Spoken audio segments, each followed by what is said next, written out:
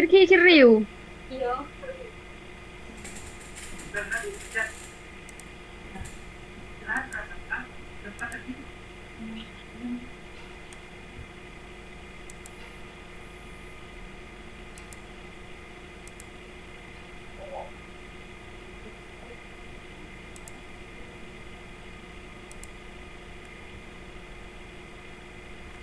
Ya, suruh balik jadi. Iya, itu puluhan loh, lempur di lorong tuh. Malah bahagia aja. Hah, makmur, kok ngomong. Enak ya, gitu.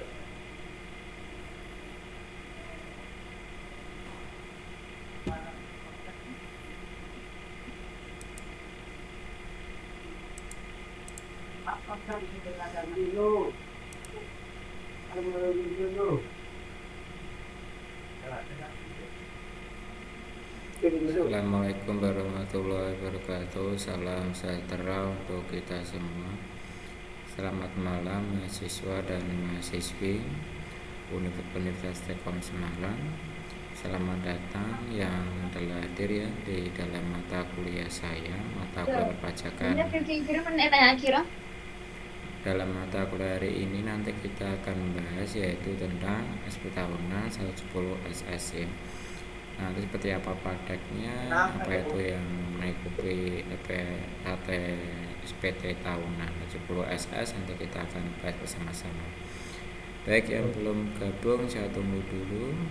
Kita mulai dalam waktu 5 menit lagi atau 3 menit lagi, saya tunggu supaya mata kuliah hari ini bisa segera saya mulai. Terima kasih.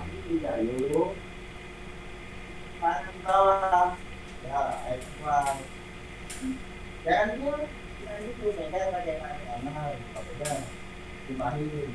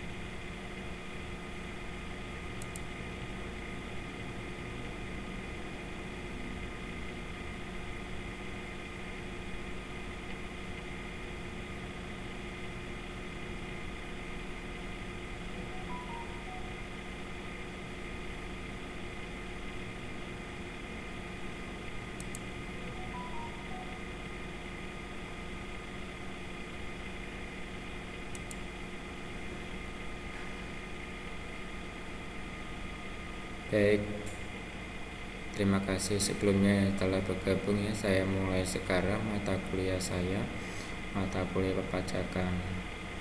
Baik, saya langsung mulai. Sebelumnya saya mengucapkan terima kasih yang telah hadir. Selamat malam Mas Tegar, Mbak Tria Aprilia, Mbak Nurul Ulfa, ada Mbak Ria Fitri, terus ada Mas Tegar dan Mas Komariah ya, dan Mbak Nurul Ulfa. Terima kasih yang telah hadir dalam mata kuliah saya, mata kuliah perpajakan. Baik, langsung saya mulai mata kuliah hari ini.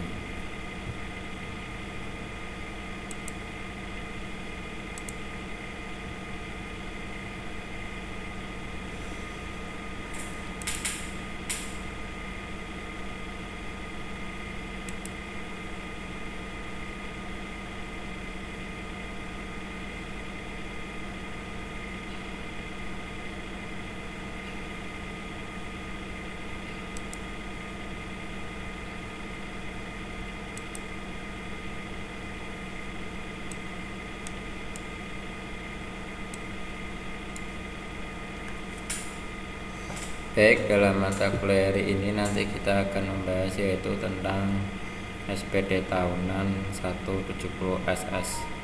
Ya, yang sebelumnya kita sudah pernah bahas yaitu tentang PPh orang pribadi itu apa saja. Kita sudah bahas ya. Jadi SPT itu dibagi 3 jenis ya. Yang pertama ada SPD tahunan pribadi 110 SS, ada SPD tahunan 70S, dan SPD tahunan 170. Dalam mata kuliah hari ini nanti kita akan membahas yaitu tentang SPD tahunan 170 SS. Sebelum mata kuliah hari ini kita mulai, supaya kita berdoa, letakkan pada kita masing-masing, berdoa mulai.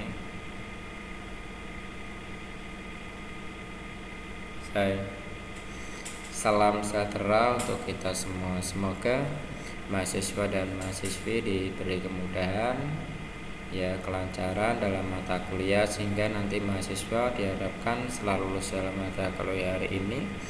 Mahasiswa dapat memahami mata kuliah materi hari ini tentang SP tahunan 70 SS. Nanti kita akan bahas bersama-sama apa saja meliputi SP tahunan 70 SS ya.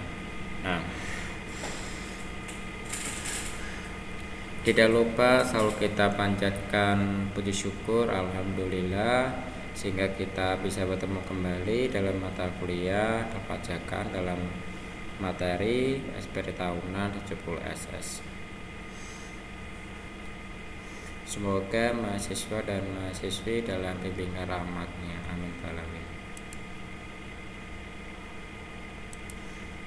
Nah, apa saja yang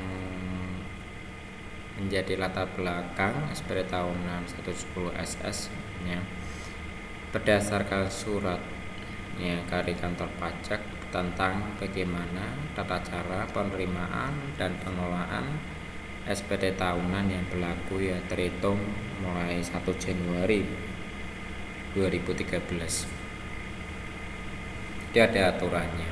Nah, di dalam peraturan tersebut ya sudah dijelaskan bahwa kita sebagai wajib pajak wajib melaporkan ya SPD tahunan kita. Di tahunan orang pribadi, wajib pajak pribadi itu ada 3 jenis, yaitu ada SPD tahunan 170, SPT 170S, dan SPT 170SS. Nah, ada juga SPD tahunan wajib pajak badan atau SPT 11771 ya. Ada yang SPD 101 dolar, itu yang kalau kita menggunakan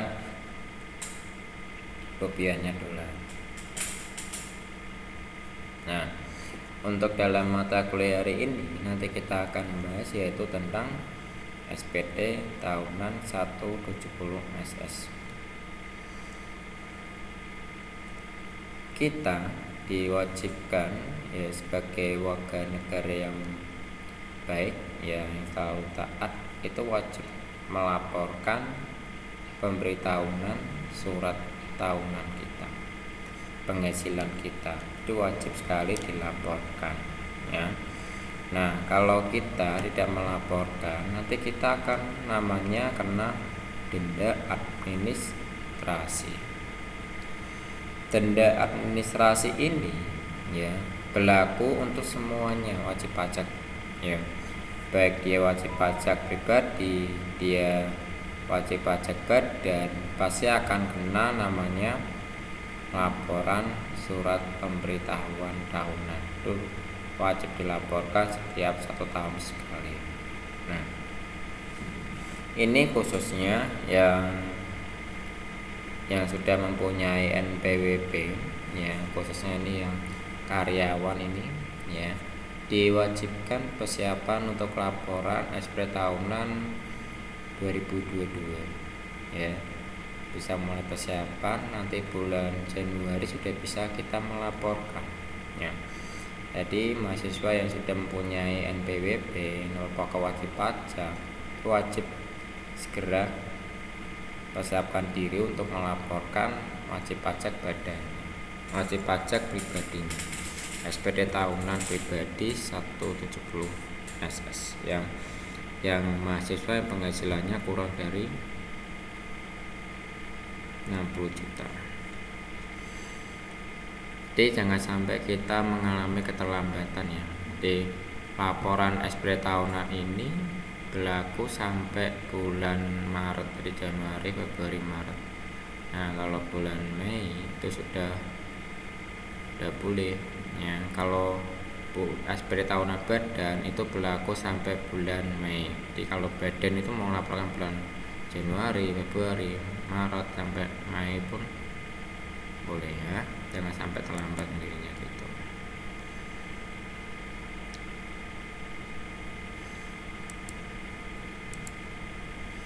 Nah, kalau boleh kita simpulkan dari yang tadi kita pelajari, di satu utama kualitasnya ada sebagai berikut: yang mempunyai profesi sebagai pekerja, karyawan atau pensiunan ya, dia wajib melaporkan SPT-nya. Nah, yang kedua, dari satu pemberi kerja, jadi tidak boleh dari dua pemberi kerja. Di SPT tahunan 10 SS ini berlaku untuk satu pemberi kerja. Nah, jumlah penghasilan bruto dari pekerjaan tidak lebih dari 60 juta. Jadi hanya boleh kurang dari 60 juta. Ya, wajib dipahami mahasiswa dan mahasiswi. Selanjutnya, tidak mempunyai penghasilan lain ya, kecuali ya penghasilan berupa bunga bank. Jadi beda-beda. Nah, dan atau bunga koperasi. Nah, jadi bagi Anda yang sudah bekerja, mahasiswa yang sudah bekerja, wajib melampirkan bukti potong namanya 1721 ya, bagi karyawan swasta maupun badan usaha milik negara.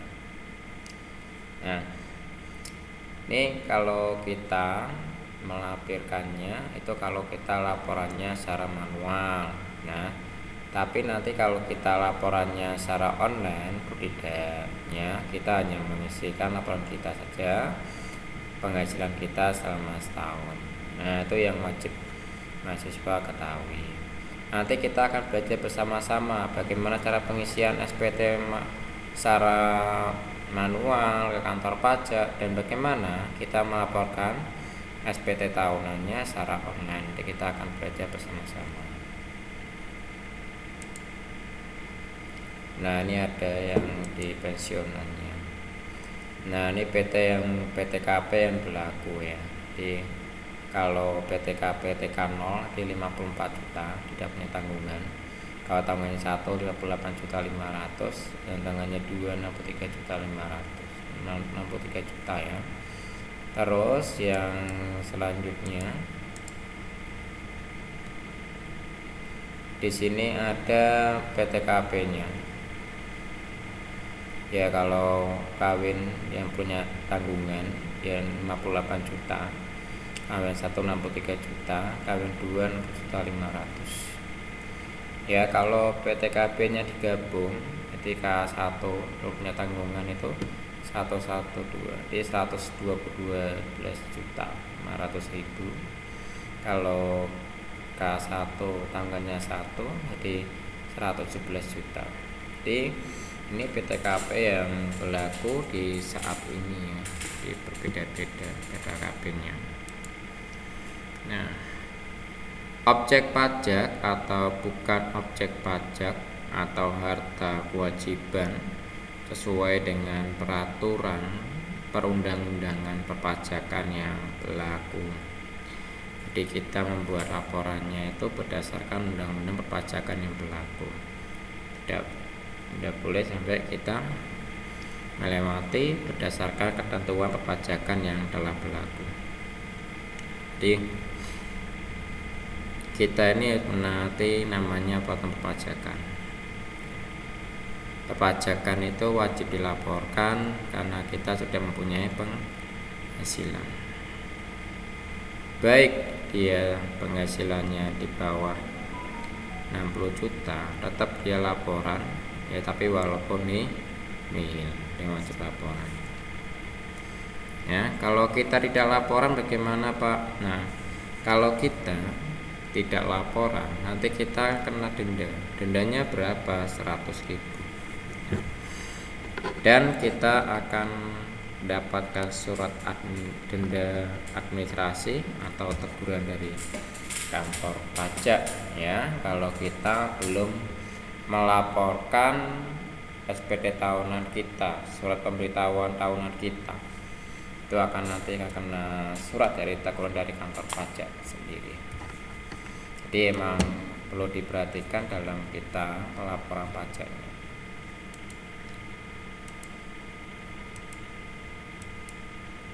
Nah, SPT tahunan ini hanya sedikit ya, hanya 1 lembar. Tidak terlalu banyak, hanya 1 lembar saja. Itu sudah mencakupi penghasilan kita, utang kita, penghasilan kita. Tapi tidak dijelaskan secara terperinci ya. Kalau dijelaskan secara perinci itu di SPT tahunan 110S itu harus dijelaskan secara terperinci, utang kita apa saja, modalnya apa saja ya. Tidak ada penjelasan terperinci kalau di dalam SPT tahunan 110 SS ya, yang penghasilannya kurang dari 60 juta, jadi tidak ada perinciannya. Jadi SPT jenis ini diperuntukkan bagi wajib pajak yang mempunyai penghasilan dari satu pemberi kerja dengan jumlah penghasilan bruto dari pekerjaan tidak lebih dari 60 juta selama setahun. Jadi selama setahun penghasilannya tidak boleh lebih dari 60 juta, harus kurang dari 60 juta. Jadi kita bisa menggunakan SPT tahunan 170 SS.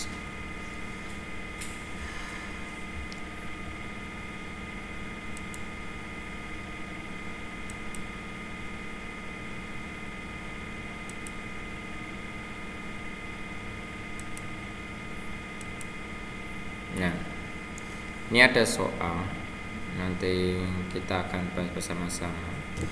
Jadi kalau pelaporan SPT tahunan itu paling lambat tanggal 30 Maret.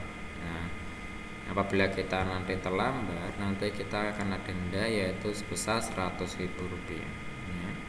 Itu wajib sekali, walaupun kita penghasilannya nihil dalam laporannya kita di bawah PTKP, nanti tetap kita wajib laporan ya.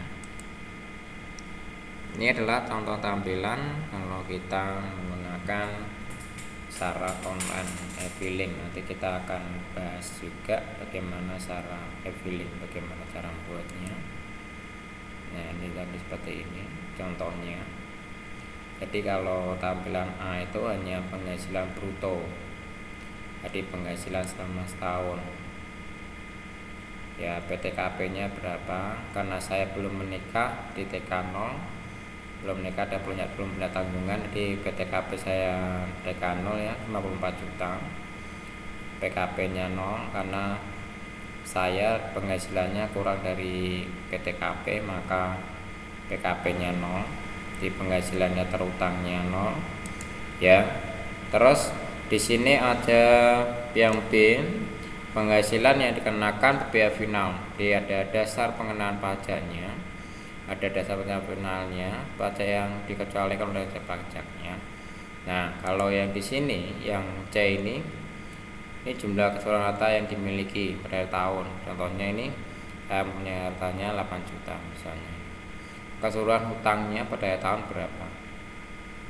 Nah, seperti ini contohnya. Kalau kita membuatnya. Ini kalau saya sudah laporan secara online, ini seperti ini contohnya. Atas nama saya sendiri, sudah laporan nominalnya 0. Ya. Nah, ini ada contoh soal. Jadi Pak Budi ini seorang guru ya, bekerja penghasilannya 1 juta sebulan. Dan Budi belum menikah, belum punya tanggungan. Jadi Budi mempunyai kendaraan senilai seharga 9 juta. Kita belajar buat SPT tahunannya menggunakan e-filing, dan nanti kita juga belajar menggunakan manual. Nah, Sekarang kita praktekkan dulu kalau kita mau buat secara manual.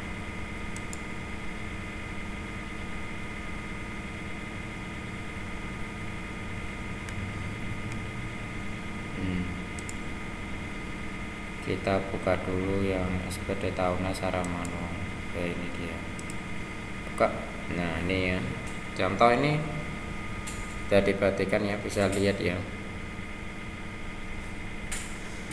Nah, ini contoh di SPD tahunan yang orang pribadi.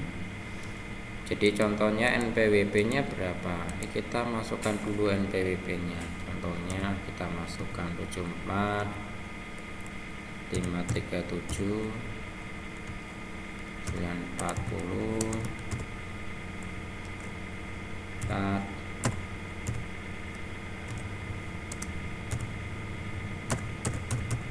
Nah, ini contohnya ya. Nah, ini contohnya atas nama saya sendiri contohnya.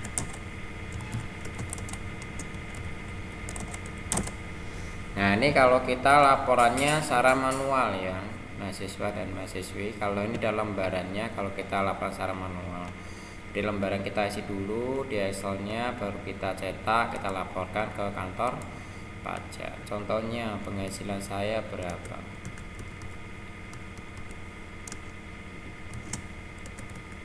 Nah, seperti ini contohnya. Nah, karena saya belum menikah jadi TK 0. Ini ya. Nah, TK0 berapa? Kita lihat TK0. TK0 itu 54 juta. Ya, kita cek dulu 54 juta. Berarti kita isi di sini 54 juta. Oke. Nah, karena PTKP-nya lebih besar daripada penghasilan saya, jadi saya tidak kena PKP, tidak kena penghasilan kena pajak, karena penghasilan saya di bawah PTKP, jadi otomatis PKP saya 0 ya, berarti di sini juga 0. Nah, di dalam buatnya, nah karena saya tidak ada namanya dasar pengenaan pajak, maka di sini kita tidak usah isi aja saya. Nah, di sini kita isi keseluruhan harta yang dimiliki. Contohnya hartanya yang dimiliki berapa, misalnya punya motor ya, terus punya apa lagi, kita wajib laporkan. Contohnya punya motor, buku tabungan ya, jadi kita isi di dalam harta ini. Contohnya kita isi 10 juta. Nah, seperti ini. Utangnya berapa? Contohnya punya utang berapa di bank. Nah, contohnya saya punya utang bank segini. Nah, sama setahun. Nah, terus ini baru kita isi tanggalnya. Kalau kita laporan, mau laporan tahunan ini, jadi kita laporannya disesuaikan tanggalnya. Contohnya saya laporannya tanggalnya tadi buat tanggal 2023, tanda tangan ya, terus di sini tahunannya diisi. Nah, tahun 2022. Jadi tahun ini kita wajib persiapan buat laporan SP tahunan 2022. Nah, setelah mahasiswa dan mahasiswi membuat kolom seperti ini, baru nanti mahasiswa dan mahasiswi dicetak. Nah, setelah kita cetak, baru kita bawa ke kantor pajak. Kita ngantri dulu, kita ngantri. Setelah kita mendapatkan nomor antrian, baru kita ke customer service-nya, bagian penerima pajak, laporan SPD kita, baru nanti kita akan menerima surat bahwa SPT kita telah diterima. Itu kalau kita membuatnya secara laporannya secara manual ya, membuatnya secara manual seperti ini namanya manual. Nah, Nah, sekarang Pak, kalau secara online bedanya bagaimana? Nah, saya jelaskan kalau secara online. Kalau secara online itu kita tidak perlu ngantri ke kantor pajak. Berarti kita cukup buka ke DJP online pajak. Nah, caranya bagaimana? Nah, kita lihat di sini. Contoh saya buka di dalam akunnya ini.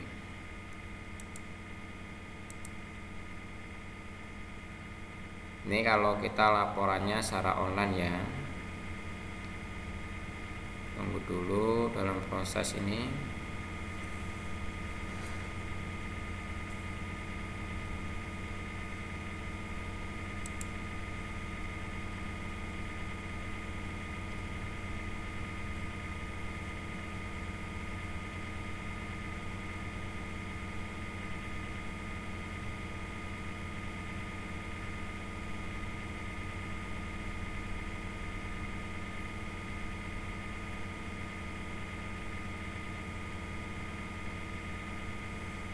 Maaf, kita tunggu dulu karena jaringannya lagi bermasalah, jadi agak lama ini bukanya. Kita tunggu dulu.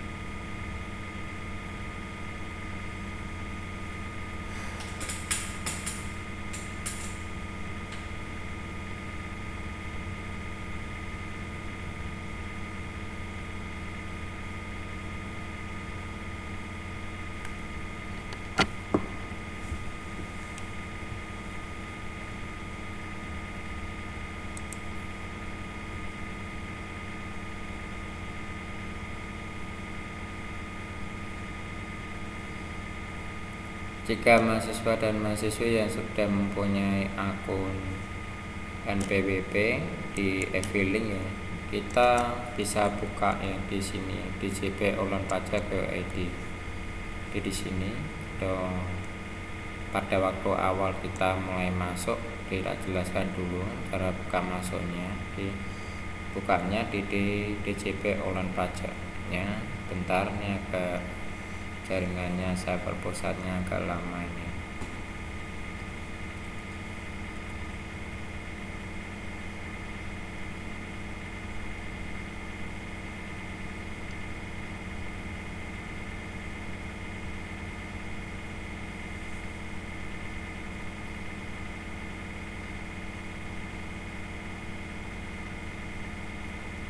Nah, ini ya mahasiswa, bisa diperhatikan kita pilihnya yang ini ya, di DJP online pajak ID. Jadi kita pilihnya yang ini pada waktu kita membuat laporannya secara online. Jadi jangan sampai salah ya, kita pilihnya bagian ini, login Direktorat Jenderal Pajak. Nah, jadi ya diwajibkan juga yang belum mempunyai kode e-fin ya dibuat dulu kode e-finnya. Kalau tidak ya kita nanti tidak bisa login ke dalam akun DJP online pajak. Nah, kalau tanpa itu ya kita tidak bisa login.